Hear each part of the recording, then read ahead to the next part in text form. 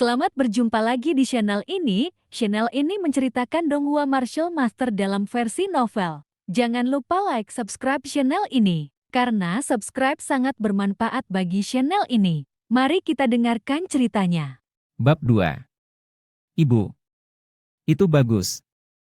Wanita cantik itu memandang Qin Chen dengan ekspresi lembut, seolah hanya putranya yang tersisa di matanya. Chen beritahu ibumu, bagaimana kamu bertengkar dengan putra keluarga Wei Qihou? Apakah seseorang dengan sengaja menjebakmu? Qin Yueqi mengerutkan kening dan menatap Qin Chen dengan khawatir di wajahnya. Tidak, itu anakku yang ingin melawannya sendiri. Qin Chen menundukkan kepalanya. Matanya dingin. Faktanya adalah bahwa Wei Zhen menghina dia sebagai spesies liar di akademi dan menyebut ibunya perempuan jalang. Dia naik ke panggung untuk bertarung dengannya ketika dia marah. Sekarang tampaknya ini adalah konspirasi melawan dia. Karena, begitu Wei Zhen berkuasa, dia dibunuh. Jika dia memberitahu ibunya yang sebenarnya, dia akan menemukan keluarga Wei Qihou dengan putus asa karena karakternya, tetapi sekarang situasi ibunya juga sangat sulit. Ketika Qin Yueqi masih muda, dia dikenal sebagai kecantikan nomor 1 di kerajaan Qi Agung, dan dia adalah objek kekaguman rahasia dari pangeran dan pangeran yang tak terhitung jumlahnya di ibu kota. Jodoh yang mengusulkan pernikahan melanggar ambang dengan hadiah. Bahkan orang-orang suci hari ini telah mendengar tentang kecantikan Qin Yueqi dan bermaksud menerimanya. Untuk selir. Tetapi pada saat ini, Qin Yueqi tiba-tiba lari dari rumah, mengembara di dunia, dan menghilang dari pandangan semua orang. 3 tahun kemudian, Qin Yueqi kembali, bersama Qin Chen yang baru saja lahir, dan kembali ke rumah Qin. Insiden ini menimbulkan sensasi di seluruh ibu kota. Persalinan yang belum menikah adalah masalah yang sangat tabu dan memalukan di seluruh benua Tianwu. Ini adalah masalah ketidakpatuhan terhadap moral wanita. Di beberapa tempat terpencil dan biadab, bahkan lebih perlu untuk merendam kandang babi. Saat itu, keluarga Qin sangat marah sehingga hampir tidak membunuh Qin Yueqi. Itu adalah Raja Dingu Qin Batian, yang juga merupakan kakek Qin Chen. Dia menolak semua argumen dan mengambil Qin Yueqi dan Qin Chen atas nama darah keluarga Qin. Tetapi orang-orang di seluruh istana Dingu memandang Qin Yueqi dan Qin Chen dengan dingin, berpikir bahwa Qin Yueqi memalukan bagi seluruh keluarga Qin. Jadi kehidupan Qin Yueqi di keluarga Qin sangat buruk. Jika tidak, Qin Chen tidak akan koma selama 3 hari 3 malam, tetapi tidak ada dokter yang datang untuk memeriksanya. Chen meskipun kamu belum membangunkan darahmu kali ini, itu tidak masalah. Kamu masih memiliki kesempatan di masa depan. Jangan bertengkar karena dorongan hati dan bertengkar dengan orang lain. Bahkan jika kamu tidak bisa menjadi orang yang kuat, tidak apa-apa. Ibu akan selalu melindungimu. Qin Yueqi memandang Qin Chen yang lemah di tempat tidur, dan menghela nafas sedikit, hidungnya asam lagi. Chen memiliki karakter yang kuat, jika dia tidak bisa menyelesaikan simpul ini, saya khawatir sesuatu akan terjadi di masa depan. Tidak ada darah kebangkitan? Qin Chen belajar sesuatu secara instan dengan menggabungkan ingatan tubuh ini. Ternyata guru tubuh ini memiliki bakat seni bela diri yang baik, dan dengan hasil yang sangat baik, dia diterima di Akademi Tianxing dari Akademi Pertama Negara Daqi. Hanya saja selama beberapa upacara kebangkitan darah di Akademi, dia gagal membangkitkan darah. Beberapa hari yang lalu, Akademi membangunkan para siswa lagi, dan Qin Chen masih belum mengalami kebangkitan darah.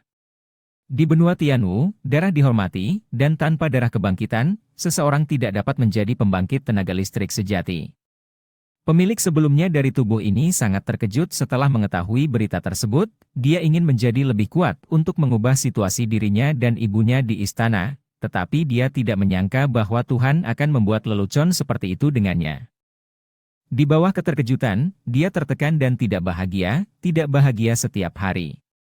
Itu sebabnya Qin Yueqi mengira duel Qin Chen dengan Wei Zhen adalah karena suasana hatinya sedang buruk tanpa membangkitkan darahnya. Ibu, jangan khawatir, kemunduran seperti itu tidak akan menghancurkan anak itu. Qin Chen merasakan perhatian Qin Yueqi, matanya melembut, dan dia sedikit tersenyum. Dia tidak menghibur Qin Yueqi. Tidak ada garis keturunan kebangkitan, untuk kaisar garis keturunan urutan ke-8 dari kehidupan sebelumnya, itu benar-benar bukan apa-apa. Senyum cemerlang Qin Chen menghangatkan hati Qin Yueqi, dan berkata dengan lega, jadi, ibu lega. Qin Yueqi baru saja hendak mengatakan sesuatu, tiba-tiba. Bang bang bang. Seseorang sedang mengetuk pintu, dan suaranya sangat keras, hampir seperti menendang dengan kakinya. Qin Yueqi buru-buru membuka pintu. Seorang pelayan yang mengenakan mantel kulit tikus perak melangkah ke kamar. Nona, kenapa butuh waktu lama untuk membuka pintu? Pembantu itu berkata tidak puas, meskipun dia memanggil wanita itu, dia tidak terlihat hormat sama sekali. Rouge, Chen Er baru saja bangun dan tubuhnya masih sangat lemah. Jaga suaramu lebih pelan, jadi jangan ganggu Chen Er, kata Qin Yueqi. Ketika Yanzi mendengar ini, dia menatap Qin Chen di tempat tidur tanpa diduga, dan senyum mengejek muncul di sudut mulutnya. Ternyata Tuan Chen bangun. Itu benar-benar selamat.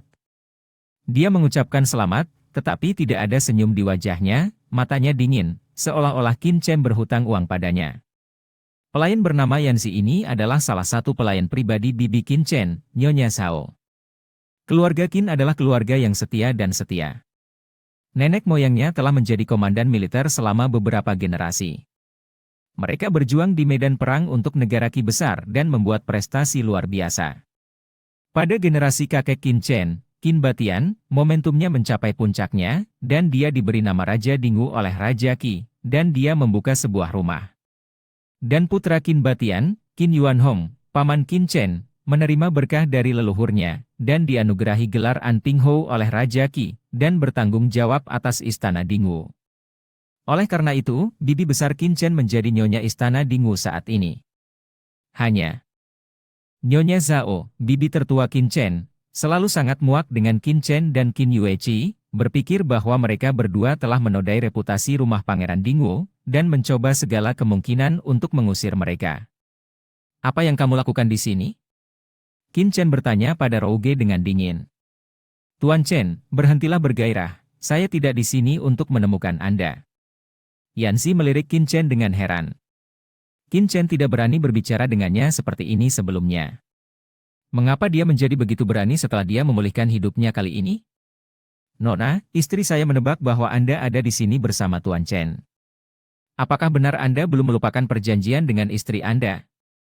Tubuh Qin Yueqi gemetar, jejak penghinaan melintas di matanya, dan wajahnya tampak sedikit pucat. Dia melirik Qin Chen, menutupinya dengan selimut sutra, berdiri dan berkata dengan lembut, Chen Er, Ibu, keluarlah, istirahatlah yang baik. Setelah itu, berbalik dan keluar. Mata macam apa Qin Chen secara alami melihat Qin Yueqi gemetar pada saat itu, dan merasa sedikit buruk di dalam hatinya, mengerutkan kening. Ibu, kemana kamu pergi? Aku akan pergi bersamamu. Qin Yueqi berhenti, menoleh, menyentuh wajah Qin Chen dengan tangan hangat, dan berkata sambil tersenyum, anak bodoh, ibu ada di istana ini. Jika kamu tidak keluar, kamu masih takut ibumu akan tertangkap di istana. Penindasan tidak berhasil. Saat kamu bangun, jangan masuk angin. Jaga tubuhmu. Ibu akan kembali saat dia pergi.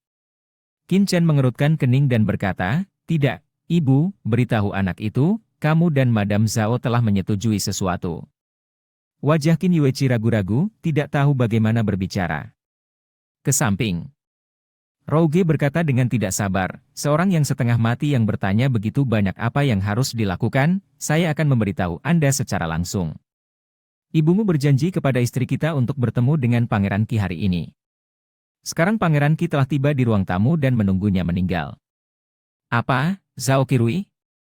Zhao Feng, kamu jalang, kamu benar-benar memaksa ibumu untuk melihat pelacur ini. Tidak ada seorang pun di seluruh raja yang tahu bahwa Zhao Qirui adalah pangeran paling absurd di kerajaan Qi Agung. Dia berkeliaran di tempat angin dan bulan sepanjang tahun. Ada kelompok istri dan selir. Rumah besar itu penuh dengan penyanyi dan penari. Zhao Qirui selalu mendambakan kecantikan ibunya. Dia telah mengunjungi pintu beberapa kali, tetapi ditolak oleh ibunya. Siapa tahu, Zhao Feng mengundang pencuri tua ini ke rumahnya.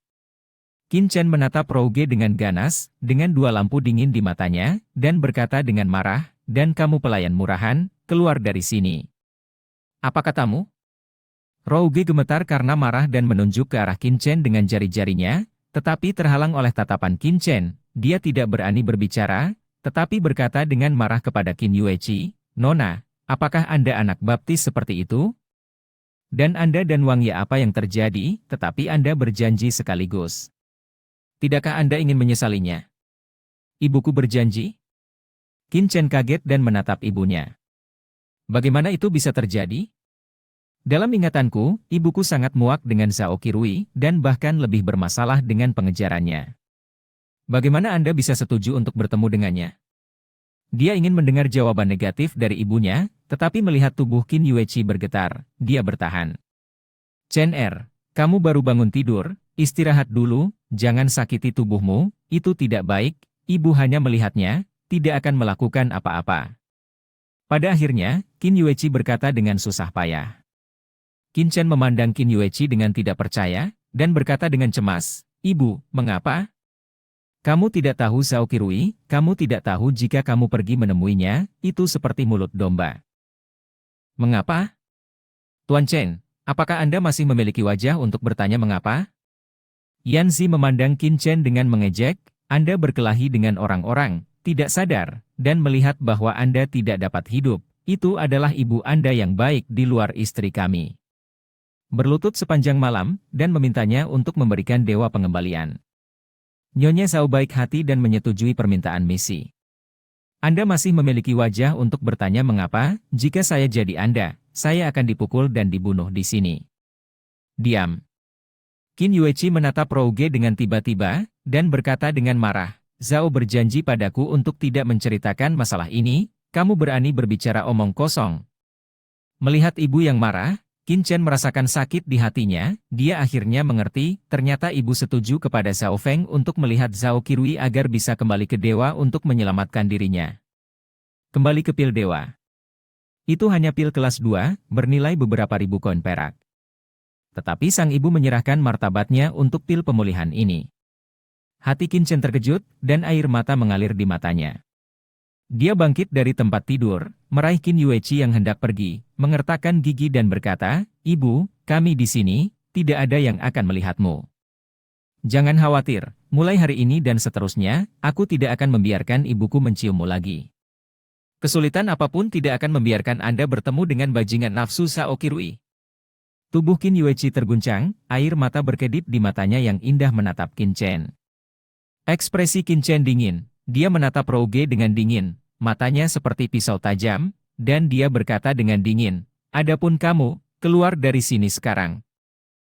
Bab 3 Nyonya Zhao. "Bajingan kecil, beraninya kau berteriak padaku." Lapisan kemarahan dengan cepat muncul di wajah Rouge, dan seluruh tubuhnya bergetar karena marah, dan bahkan, bajingan kecil, itu dimarahi. Di istana, banyak pelayan dan pelayan memanggilnya bajingan kecil ketika membahas Qin Chen secara pribadi, tetapi ketika menghadapi Qin Chen, pada dasarnya tidak ada yang berani menyebutnya seperti itu. Bagaimanapun, Qin Yueqi juga putri Raja Dingwu dan tertua dari keluarga Qin. Tetapi ketika Yan Zi marah, dia tidak peduli tentang apapun. Dia menunjuk Qin Chen dengan jarinya, dan berkata dengan ekspresi mengejek, "Saya memanggil Anda Tuan Chen, Anda benar-benar berpikir Anda adalah seorang guru, saya?" Wajah Qin Yueqi menjadi pucat dan pucat, menatap Rouge dengan marah dan berkata, "Rouge, siapa namamu Chen Er? Ingat identitasmu, hanya seorang pelayan." "Ya, Nona tertua, apakah Anda membuat skor untuk saya?" Rouge menatap Qin Yueqi dengan dingin, dan mencibir tanpa rasa takut, "Nona, jangan buru-buru melompat. Nyonya berharap Anda bisa dipercaya. Saya tinggal, datang ke sini, bawa wanita tertua ke ruang tamu untuk saya. Jangan biarkan wanita dan tamu terhormat menunggu terlalu lama." Ledakan. Begitu suara Rouge jatuh, pintu kamar ditendang hingga terbuka dua penjaga dari keluarga Qin masuk dari pintu dan dengan cepat mendatangi Qin Yueqi. "Nona, ikut dengan kami." Kedua penjaga mengangkat kepala mereka dan menatap Qin Yueqi dengan dingin, dengan sedikit keserakahan melintas jauh di mata mereka, dan mereka akan menarik Qin Yueqi. Qin Yueqi dilahirkan dengan kecantikan dan mempesona negara. Meskipun tahun-tahun ini tidak baik, penampilannya yang menakjubkan menjadi semakin menyegarkan dan halus. Pria mana dari keluarga Qin yang berbicara tentang wanita tertua, tidak mengingini, dan terpesona. Dalam hal ini, sedikit minyak, sepertinya tidak ada yang tahu, bukan? Saya melihat siapa yang berani menyentuh ibu saya. Qin Chen dengan cepat mengambil pedang dari dinding. Chang. Pedang panjang terhunus. Dia mengambil langkah maju dan berdiri di depan Qin Yueqi. Dengan pedang panjangnya berdiri miring, dua sinar cahaya dingin ditembakkan dari matanya, seperti bilah tajam yang jatuh ke dua penjaga. Aura yang tidak bisa dijelaskan mekar dari Qin Chen. Kedua penjaga hanya merasa dingin di sekujur tubuh, seolah-olah mereka sedang ditatap oleh dewa kematian. Rasa dingin mengalir dari tulang belakang hantu ke langit, dan lapisan bulu kuduk merinding di sekujur tubuh. Bernapas menjadi sulit, dan gerakan di tangan mereka juga sulit. Sebagai leg. Apa yang terjadi? Kedua penjaga saling memandang dan merasa tidak bisa dipercaya. Pada saat ini, penampilan dan aura Qin Chen tidak berubah, tetapi mereka ditakuti secara misterius. Tampaknya jika Anda tidak mematuhinya, Anda akan mengalami mimpi buruk. Keduanya tidak bisa menahan pandangan Kerouge. Kalian berdua sampah, satu Qin Chen membuatmu takut? Jangan lupa, siapa yang bertanggung jawab atas keluarga ini, dan jika kamu tidak membawa wanita tertua ke ruang tamu, Nyonya menyalahkannya, bisakah kamu membelinya? Jika Gasrouge tidak mengenai itu, bagaimana kedua orang ini menjadi takut oleh bajingan kecil Qin Chen? Kedua penjaga juga merasa bahwa wajah mereka kusam, dan mereka sebenarnya ditakuti oleh Qin Chen. Meskipun Qin Chen adalah tuan muda, dia tidak sebagus pengurus rumah tangga biasa dalam hal status, dan dia selalu penakut, bahkan ayam pun tidak berani membunuh. 1. Jika ini menyebar, bagaimana mereka masih berada di Qin Menshah di masa depan? Memikirkan hal ini, salah satu penjaga segera mendengus dan berkata dengan dingin, Tuan Chen, tolong jaga dirimu. Saya menunggu perintah Nyonya Zhao untuk membawa wanita muda itu ke ruang tamu.